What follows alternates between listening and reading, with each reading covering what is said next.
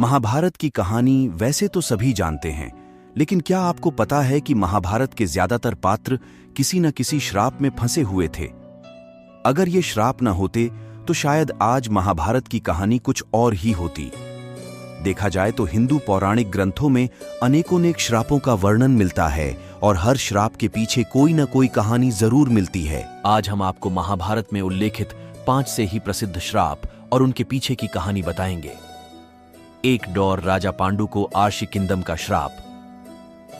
महाभारत के अनुसार एक बार राजा पांडु शिकार खेलने वन में गए। उन्होंने वहां हिरण के जोड़े को मैथुन करते देखा और उन पर बाण चला दिया। वास्तव में वो हिरण व हिरणी आर्षि किंदम व उनकी पत्नी थी। तब आर्षि किंदम ने राजा पांडु को श्राप दिया कि जब भी वो किसी स्त्री के साथ संभोग करेंगे उसी समय उनकी मृत्यु हो जाएगी। इसी श्राप के चलते जब राजा पांडु अपनी पत्नी माद्री के साथ संभोग कर रहे थे उसी समय उनकी मृत्यु हो गई। 2 यमराज को मांडव्य ऋषि का श्राप। महाभारत के अनुसार मांडव्य नाम के एक अर्षि थे। राजा ने भूलवश उन्हें चोरी का दोषी मानकर सूली पर चढ़ाने की सजा दी। सूली पर कुछ दिनों तक चढ़े रहने के बाद भी जब उनके प्राण नहीं निकले तो राजा को अपनी गलती का एहसास हुआ और उन्होंने आर्षि मांडव्य से क्षमा मांगकर उन्हें छोड़ दिया। तब अर्षि यमराज के पास पहुंचे और उनसे पूछा कि मैंने अपने जीवन में ऐसा कौन सा अपराध किया था कि मुझे इस प्रकार झूठे आरोप की सजा मिली। तब यमराज ने बताया कि जब आप 12 वर्ष के थे तब आपने एक फतिंगे की पूंछ में सींग चुभाई थी। उसी के फलस्वरूप आपको यह कष्ट सहना पड़ा। तब आर्षि मांडव्य ने यमराज से कहा कि 12 वर्ष की उम्र में किसी को भी धर्म का ज्ञान नहीं होता। तुमने छोटे अपराध का बड़ा दंड दिया है, इसलिए मैं तुम्हें श्राप देता हूं कि तुम्हें शूद्र योनि में एक दासी पुत्र के रूप में जन्म लेना पड़ेगा। आर्षि मांडव्य के इसी श्राप के कारण यमराज ने महात्मा विदुर के रूप में जन्म लिया। 3 कद्रु का अपने पुत्रों को श्राप। आजी महाभारत के अनुसार ऋषि कश्यप की कद्रु व विंता नाम की 2 पत्नियां थीं।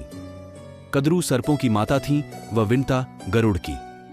एक बार कद्रु व विंता ने एक सफेद रंग का घोड़ा देखा और शर्त लगाई। विंता ने कहा कि यह घोड़ा पूरी तरह सफेद है और कद्रु ने कहा कि घोड़ा तो सफेद है लेकिन इसकी पूंछ काली है। कद्रु ने अपनी बात को सही साबित करने के लिए अपने सर्प पुत्रों से कहा कि तुम सभी सूक्ष्म रूप में जाकर घोड़े की पूंछ से चिपक जाओ, जिससे उसकी पूंछ काली दिखाई दे और मैं शर्त जीत जाऊं। कुछ सर्पों ने कद्रु की बात नहीं मानी। तब कद्रु ने अपने उन पुत्रों को श्राप दिया कि तुम सभी जन्मजेय के सर्प यज्ञ में भस्म हो जाओगे। 4 उर्वशी का अर्जुन को श्राप। आबासा महाभारत के युद्ध से पहले जब अर्जुन दिव्यास्त्र प्राप्त करने स्वर्ग गए तो वहां उर्वशी नाम की अप्सरा उन पर मोहित हो गई।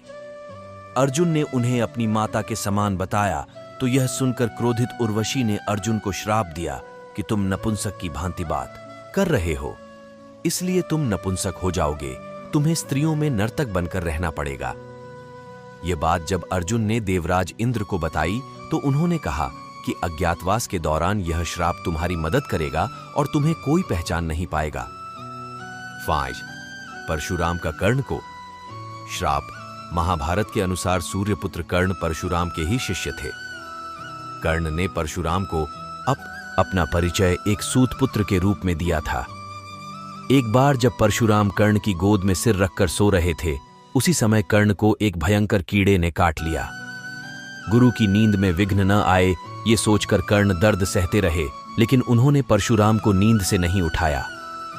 नींद से उठने पर जब परशुराम ने यह देखा तो वे समझ गए कि कर्ण सूतपुत्र नहीं बल्कि क्षत्रिय है।